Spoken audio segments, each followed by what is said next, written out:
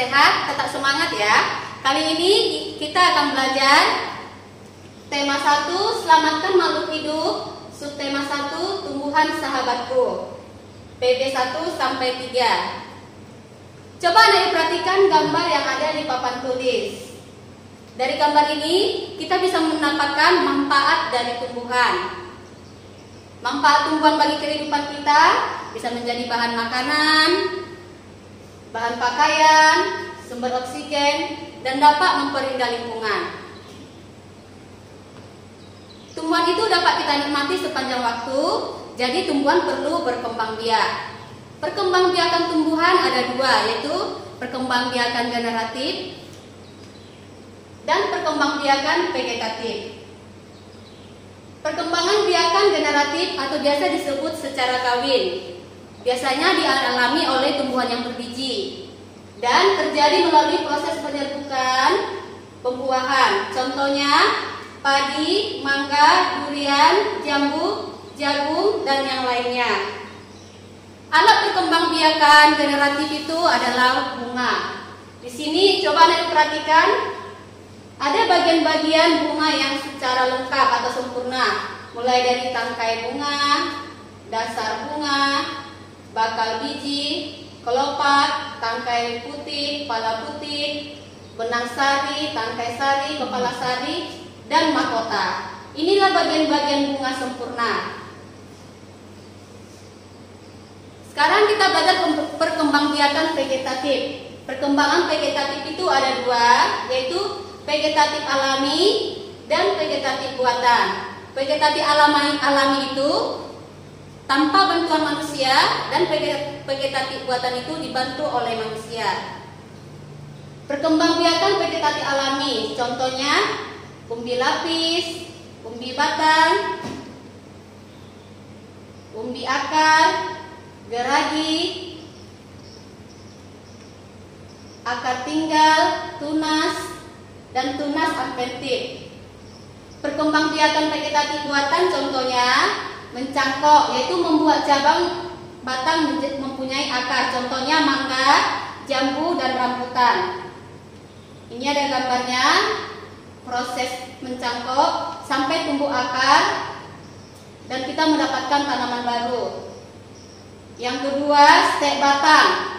Stek batang contohnya ubi kayu atau ketela pohon. Ini ada gambarnya.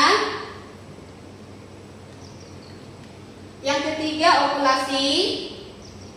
Bisa kita praktekkan pada tanaman mangga dan belimbing. Ini ada gambarnya. Yang keempat, sambung pucuk. Contoh pada durian dan jambu. Ini ada gambarnya, pucuknya disambung. Yang kelima, merunduk. Contohnya melati dan anggur. Ini ada contoh gambarnya. Nah, tadi kita sudah belajar perkembangbiakan vegetatif dan generatif. Sekarang coba Ibu perhatikan teks yang ada pada papan tulis. Ini adalah penggalan teks yang ada di buku tema kamu. Anak Ibu boleh melihatnya di buku tema. Bagaimana jagung berkembang biak? Ini ada teksnya. Dari teks ini kita akan menentukan ide pokok. Apa itu ide pokok? Ide pokok adalah masalah utama yang dibahas dalam suatu paragraf dan biasa disebut pokok pikiran atau pikiran utama, dan biasanya terletak di dalam kalimat utama. Jadi dari paragraf ini kita dapat menentukan ide pokoknya. Ide pokoknya adalah apa, Nak Ibu? Ya, jagung adalah merupakan salah satu makanan pokok di Indonesia. Ibu ulangi lagi, ide pokoknya adalah jagung merupakan salah satu makanan pokok di daerah Indonesia. Berarti kita sudah bisa menentukan ide pokoknya. Sekarang kita akan masuk mempelajari negara-negara yang ada di ASEAN. Coba Ibu perhatikan peta yang ada di papan tulis. Inilah peta negara yang masuk dalam negara ASEAN. Ada 10 negara: Myanmar, Thailand, Kamboja, Singapura, Indonesia, Laos, Vietnam, Malaysia, Filipina, dan Brunei Darussalam. Berarti negara ASEAN itu terbentuk karena adanya persamaan letak geografis, persamaan budaya, dan kepentingan yang sama dalam memajukan negaranya. Berdiri pada tanggal 8 Agustus tahun 1967 di Bangkok, Thailand. Dan ada 5 negara pendiri negara ASEAN, yaitu Indonesia diwakili Adam Malik, Malaysia diwakili Tun Abdul Rajab, Thailand diwakili Tanan Koman, Singapura diwakili S. Raja Ratman, dan Filipina diwakili oleh Narcisco Ramos. Kondisi geografis Asia Tenggara terletak di antara 3 perairan, yaitu Samudra Hindia dan Teluk Benggala, Laut Cina Selatan di utara, dan Samudra Pasifik di timur. Sekarang kita akan mempelajari kehidupan sosial negara-negara ASEAN. Tadi ada 10 ya negara ASEAN. Yang pertama Indonesia. Indonesia itu memiliki penduduk terbesar di Asia Tenggara. Berarti kita memiliki penduduk yang sangat besar. Dan peninggalan bersejarahnya salah satunya contohnya Candi Borobudur. Ini ada gambarnya anak ibu. Dan sebagian besar penduduk Indonesia itu beragama Islam. Selanjutnya Malaysia. Penduduknya aslinya itu orang Melayu dan terdapat patung Dewa Marungga. Ini ada, dan bunga nasionalnya itu bunga raya, dan memiliki kota tua Georgetown yang berada di Penang yang masuk situs warisan dunia UNESCO. Yang ketiga Singapura. Berasal dari bahasa Melayu artinya singa. Lambang negaranya itu patung Merlion. Ini dia. Anak ibu yang sudah pernah ke Singapura pasti sudah pernah melihat ini kan. Bahasa resminya bahasa Inggris, penduduknya keturunan Cina, Melayu, India, dan Pakistan. Yang keempat itu Brunei Darussalam. Mayoritas penduduknya beragama Islam. Sebagian penduduknya itu orang Melayu, bahasa resminya bahasa Melayu, dan agama resminya agama Islam. Ini ada Kampung Anyer, Desa Terapung. Ini ada gambarnya. Yang kelima Filipina. Sebagian besar penduduknya orang Melayu, bahasa nasionalnya itu bahasa Tagalog, dan ada tarian yang terkenal disebut tarian Piningkling. Ini dia, menggunakan bambu. Selanjutnya Thailand. Thailand itu kata Thai artinya tanah kebebasan. Thailand ini tidak pernah dijajah oleh negara Eropa, dan agama utamanya Buddha. Dan di Thailand itu terdapat banyak pagoda. Yang ketujuh Myanmar, awalnya bernama Burma atau Birma. Kalau pernah kamu dengar Birma atau Burma, itu namanya negara Myanmar. Mayoritas penduduknya itu keturunan Tibet. Bahasanya bahasa Birma, dan pakaian tradisionalnya itu longi, seperti ini, memakai sarung. Indonesia juga biasa kita lihat seperti ini ya, memakai sarung. Yang kedelapan Kamboja. Terdiri dari suku bangsa Mer, Vietnam, dan Cina. Agama terbesarnya agama Buddha, dan terdapat Angkor Wat, monumen besar di dunia. Ini ada gambarnya. Ini monumen terbesar di dunia. Yang kesembilan Vietnam. Bahasa resminya bahasa Vietnam, baju khasnya Ao Dai, agamanya ada Buddha, Konghucu, Tao, Nasrani, dan Islam. Permainan tradisional itu menangkap jangkrik dengan mata tertutup. Ini dia. Yang ke-10 Laos. Nama Laos itu dari kata Lanjang, artinya kerajaan gajah. Suku bangsanya antara lain Lao, Thai, dan Mer. Bahasanya bahasa Lao. Upacara saklarnya itu yaitu Saibat. Ini dia, membagi sedekah. Tadi kita sudah belajar negara-negara ASEAN. Salah satu anggota negara ASEAN itu adalah negara kita Indonesia, yaitu negara tercinta kita, yaitu negara Indonesia. Lambang negara kita itu adalah apa? Ya, burung Garuda.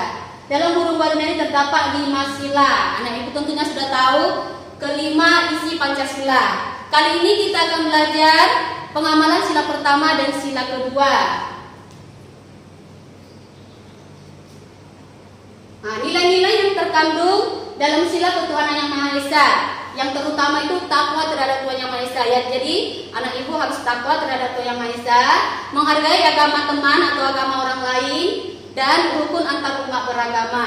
Nilai-nilai yang terkandung dalam sila kedua, contohnya persamaan derajat, menghargai hak asasi manusia, solidaritas, dan perdamaian. Jadi kita harus tetap menjaga perdamaian, walaupun kita berbeda suku, berbeda agama, harus tetap berdamai.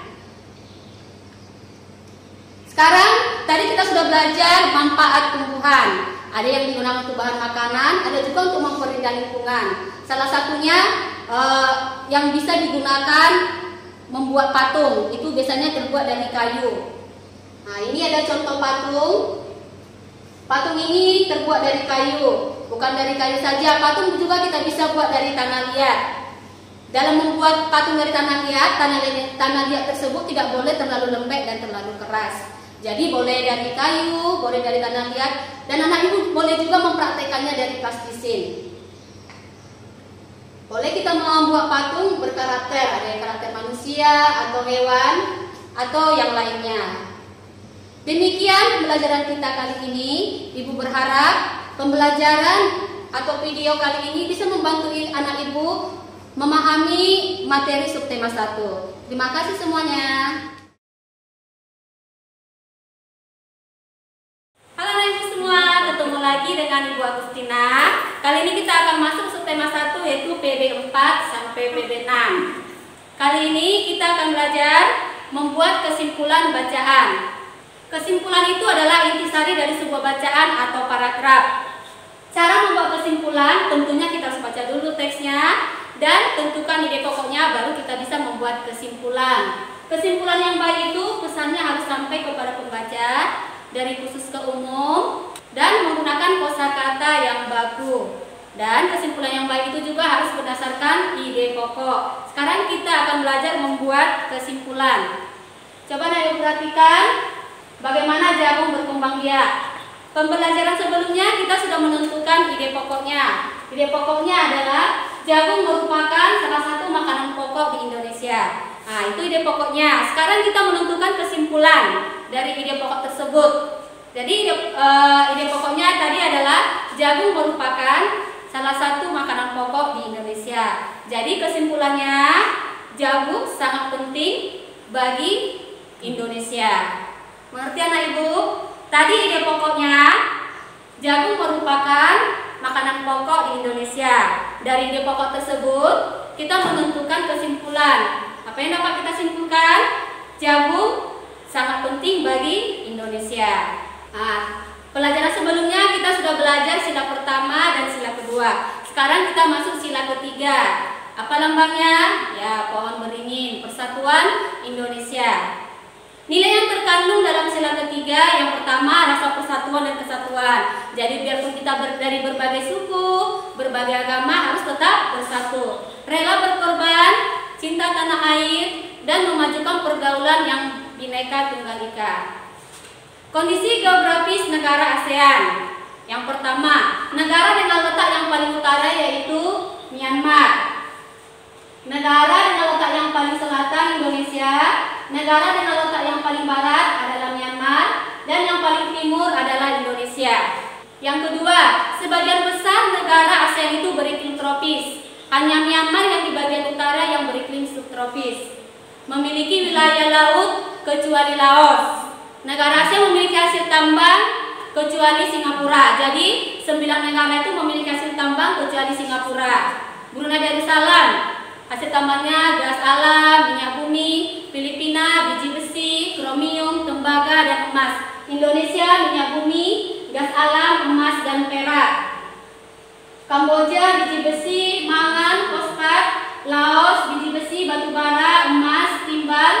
Malaysia, minyak bumi, timah, gas alam, dan emas. Myanmar, minyak bumi, emas, timbal, dan tembaga. Thailand, timah putih, emas, mangan. Vietnam, biji besi, emas, timah, dan minyak bumi.